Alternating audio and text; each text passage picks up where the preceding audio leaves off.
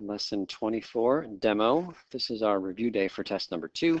Subject areas for the test, finding derivatives, formulas for different types of functions, product quotient, and chain rules. And then applications of the derivative. These are repeats from test 1, but the reason I'm repeating these applications is that now we can apply all these things to brand new classes of functions whose derivatives we now know, but we didn't know on test 1. Including exponential functions, log functions, trig functions, and even inverse trig functions. So I want you to be able to apply all of these derivatives in terms of how the derivatives relate to graphs. You should be able to do optimization problems and modeling, and you should be able to interpret derivatives in context. There's a much more detailed list in the study guide, a couple of pages after this one. For each item in that list, try to figure out what kinds of questions I might ask that are related to that item and make sure you know the process for answering those kinds of questions. Let's look at this item from the study guide to see what I mean. So use the derivative of a function to solve an optimization problem. I really hope you understand what that means and you have in your head a couple of examples of problems that we did that fall under this category of problems. So optimization problems are the ones that ask you to find the minimum or the maximum or the highest or the lowest or the peak or the valley or the most or least or any synonym for those words. And so you should know roughly in your head what the process is. So I'm just going to vaguely, very quickly go through the general process here. If you're given one of these optimization problems, you might draw a picture, you define a couple of variables very clearly, and you label your picture with your variables. And then you're trying to write down a formula for the thing that is to be maximized or minimized. And so maybe just as an easy example, it's something where we're trying to maximize the area of a particular rectangle subject to certain conditions. And so you'd write a formula for the area of the rectangle, and then you'd want to take a derivative of that, but you can't yet because there are two variables over on the one side. So you need to go into the problem and create an equation that relates L to W. You want to be able to substitute and get rid of one of these variables here. And so maybe you reinterpret from the problem some equation where it's L equals something with W's in it. And that allows you to then substitute instead of this L, you can put this expression with W's in it. And then your area formula on the right-hand side is only a function of W.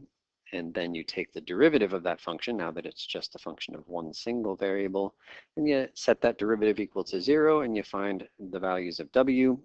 Those are called your critical points.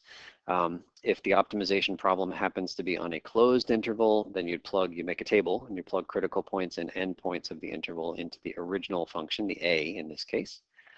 But if it's not one of those closed interval problems, then you're going to be doing a sign test on the derivative to find out if the critical points are maxes or mins, and then you have to do some analysis there. So that is the idea with that particular item, and I'd really like for you to, as you go through the study guide, look at each item and make sure that you get to a place where you can read the description like we just did here, and then understand generally what kinds of problems I am asking about and how you solve those kinds of problems. Things to know about the test. You'll be able to use a one-page front and back sheet of notes on the test that is of your own creation. Anything you want can be on there. Just so long as it is not photocopies of something else. Don't photocopy somebody else's sheet. Don't photocopy anything from my packets. Don't photocopy anything from the book. Don't print something from the internet. Make up your own study sheet. It will help you if you take this activity seriously. It will seriously help you as you prepare for this test. So again, recommendations are like formulas that you want to put on there.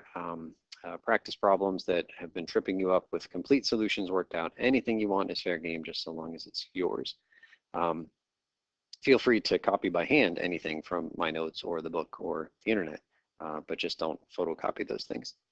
Again, save that sheet because after you take the test, you should bring it with you to the final exam. You can't use your textbook or any other notes besides that one piece of paper. On tests and quizzes, you can only use a scientific calculator, not a graphing one. I will have ones to lend you if you take the test with me. The test is intended to be 1 hour, but everybody can take 2 hours. I'm not going to write a specific time window in here, but I will tell your class the specific window for the test. Talk to me ASAP if you have an accommodation providing for extra time.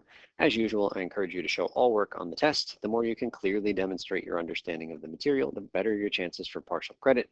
There's no formal homework assignment for next class. You should be hardcore studying. but there is a reading assignment for the start of class after the test.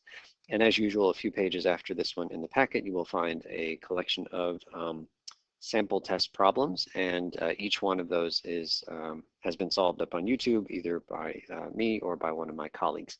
So work on those and lots of other problems as you study for the test. Good luck.